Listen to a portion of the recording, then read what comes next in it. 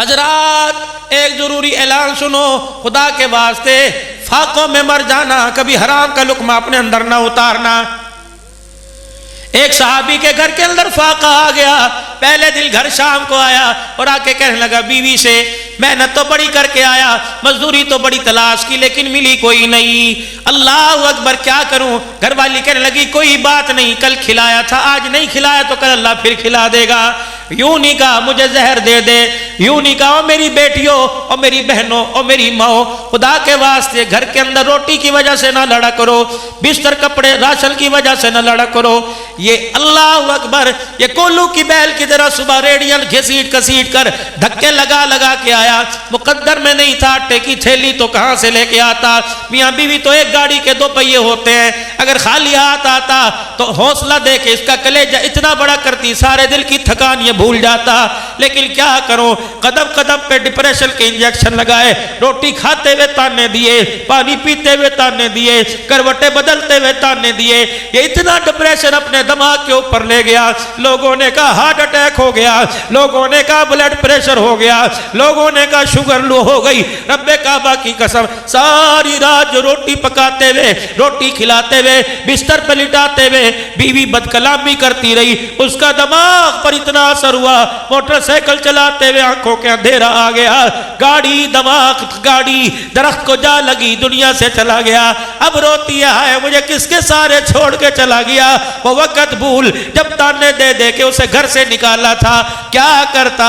اتنی پریشانی میں اپنی زندگی سے ہاتھ دھو کے چلا گیا۔ لے لے اب قالینوں کا کیا کرے گی؟ لے لے اب قالینوں کا کیا کرے گی؟ اب بلب کا کیا کرے گی؟ اب رقبے کا کیا کرے گی؟ اب سونے کی چوڑیوں کا کیا کرے گی؟ میری ماں میری بیٹیوں اعلان سنو، تمہیں چھوٹی بات بڑا منہ چھوٹا منہ بڑی بات کر کے جاؤں گا، عقل والی بات کر کے جاؤں گا۔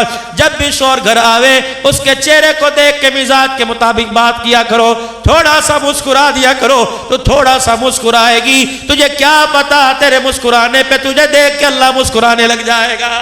ویڈیو میں مزید آگے بڑھنے سے پہلے تہذیب اسٹوڈیو کو سبسکرائب کر کے ویڈیو کو لائک کر دیجئے، اور اگر آپ ہمارے واٹس ایپ گروپ میں شامل ہونا چاہتے ہیں تو اس ویڈیو کے نیچے دیے گئے جوائننگ لنک سے ہمارے واٹس ایپ گروپ میں شامل ہو جائیں۔ شکریہ۔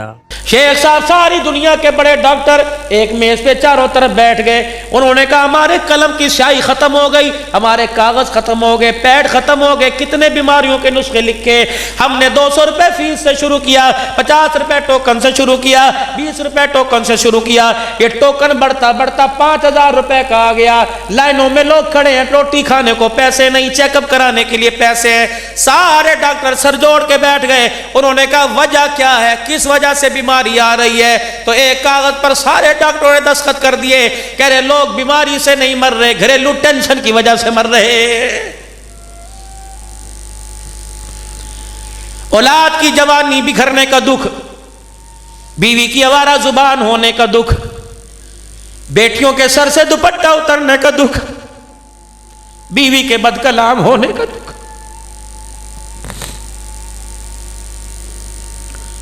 محنتیں کر کر کے رات کو دسترخوان پہ اس نیت سے بیٹھا تھا کہ پیٹ بھر کے روٹی کھاؤں گا، بیٹے کی بڑھتی ہوئی مونچھوں کو مروڑی دیتے دیکھا، خدا کی قسم روٹی کا ٹکڑا ہاتھ سے چھوٹ گیا، بیٹی کو دیکھا سر تو کیا گلا کھول کے باپ کے سامنے آ گئی، باپ شرمندہ ہو کے آنکھیں نیچے کر بیٹھے۔ حضرات ایک ضروری اعلان سنو، کہاں چلی گئی وہ مائیں جو رات کو رضائی اٹھا اٹھا کر سر پہ ہاتھ پھیر کے دعائیں دیا کرتی تھی؟ کہاں چلے گئے وہ گھر کے دسترخوان کے اماں ایک روٹی کے 4 ٹکڑے کر کے سب کو دیا کرتی تھی، اور بچے کو روٹی کھاتا دیکھ کے کہا کرتی تھی ماشاءاللہ دودھو نہا پوتو پلو، کہا کرتی تھی میں واری جاؤں کسی کی نظر نہ لگے۔ ماں کی ایک ایک دعا کا ایمان پر ہمارے سینے پر اثر ہوا کرتا تھا۔ روٹی کھانے والی کبھی رابعہ بصریہ بنا کرتی تھی، روٹی کھانے والا کبھی عبدالقادر جیلانی بنا کرتا۔